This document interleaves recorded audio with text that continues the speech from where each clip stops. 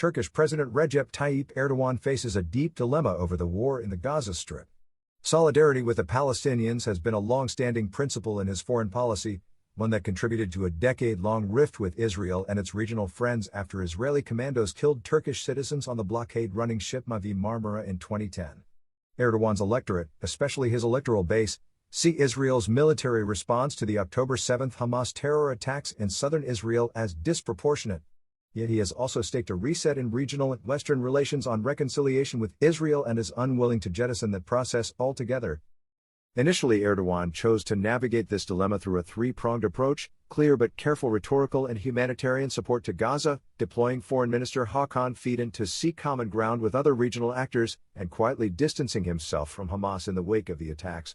Yet, on October 25, Erdogan crossed a rhetorical Rubicon in comments to his AK party cadres, making an unambiguous rebuke of Israel and expressing a level of sympathy for Hamas that had been understated during the first 3 weeks of the war. Turkish authorities have reportedly told Hamas officials that they can no longer guarantee their safety within the country, tantamount to an invitation to leave. Having lost the bet that Hamas could be moderated over time through political engagement, Ankara appeared unwilling to endorse or defend the terror attacks. President Erdogan struck a restrained but critical tone in discussing Israel's military response to gradually improving bilateral ties. Just 1 month ago, Erdogan met with Israeli Prime Minister Benjamin Netanyahu at the United Nations General Assembly in New York, a meeting that Turkish diplomats worked long and hard to orchestrate. Erdogan's calls for de-escalation doubtlessly reflect personal views as well as deeply held Turkish public opinion. Numerous Turkish cities have held candlelight vigils and protests in support of the Palestinians. Polling by a Reuters survey shows that a majority of Turks would be willing to have Turkish troops join a peacekeeping force for Gaza, should one be constituted, and overwhelmingly support a cessation of hostilities and are critical of the Israeli response. Additionally, the Turkish opposition press has been quite acerbic in their commentary of Netanyahu, with main outlet, Sözcü, running a full front-page visual of him as a vampire. Hurriyet, the highest circulation pro-Erdogan print outlet, has been more measured, publishing features discussing Israel's security dilemma and the prospects for peace. While Erdogan has referred to the current Israeli airstrike campaign as a massacre, he initially refrained from rationalizing the Hamas attacks as some left-leaning politicians in the United States and Europe have done. He has also been less personally vitriolic towards Netanyahu than during previous rounds of fighting in Gaza. Turkish Foreign Minister Fidan has been somewhat less restrained than Erdogan rhetorically, saying on October 20 that U.S. President Joe Biden had effectively condoned the destruction of Gaza. Fidan has also conducted several high-profile trips in the region since the war began, seeking cooperation and calling for a ceasefire, obtaining the release of hostages, and coordinating humanitarian aid. He issued a joint statement with his Russian and Iranian counterparts after a regional mini-summit in Tehran. In addition, he attended the Arab League and Islamic Cooperation Organization sessions on the crisis, which were held in Saudi Arabia and Egypt, respectively. During his Egypt visit, he conducted a 2-day visit to Cairo, meeting with his counterpart Sami Shokri. Shortly after that, Turkish humanitarian aid was delivered to Gaza via Egypt. Fidan has also consulted with U.S. Secretary of State Antony Blinken regarding efforts to provide humanitarian assistance to Gaza and press for regional de-escalation.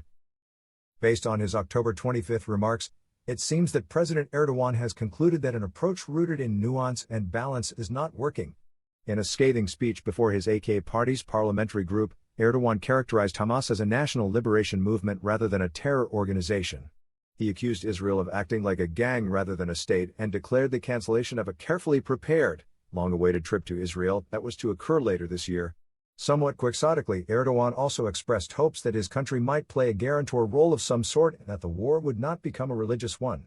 Yet Hamas, unlike Fatah or other Palestinian groups, casts its mission in explicitly religious terms and conducts attacks specifically targeting civilians. There is a fundamental contradiction between Erdogan's goal of a stable post-war arrangement in Gaza and the persistence of Hamas's rule there, given the group's explicit goal of destroying Israel. Erdogan is hardly alone in viewing Hamas as something more complex than a terror group and in considering Israel's approach to Gaza, isolation, and the current campaign of airstrikes as inhumane and unsustainable.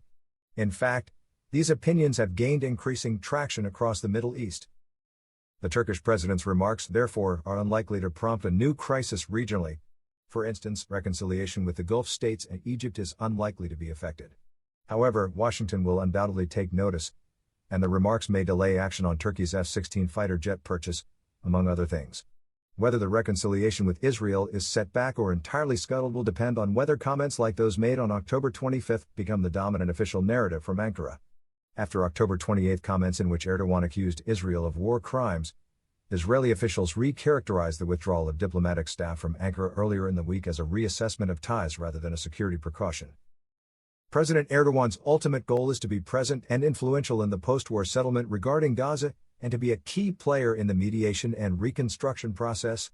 Like some regional observers, he sees Turkey as uniquely positioned to play such a role. Erdogan has learned from experience that protestations of support for Palestinians absent positive working relations with Cairo and Jerusalem yield no traction and is modulating his country's approach carefully as a result. The Turkish president has called for a return to two-state negotiations as the only path to peace for Israel and the Palestinians, and this will remain the centerpiece of Turkish strategy and diplomacy through the conflict.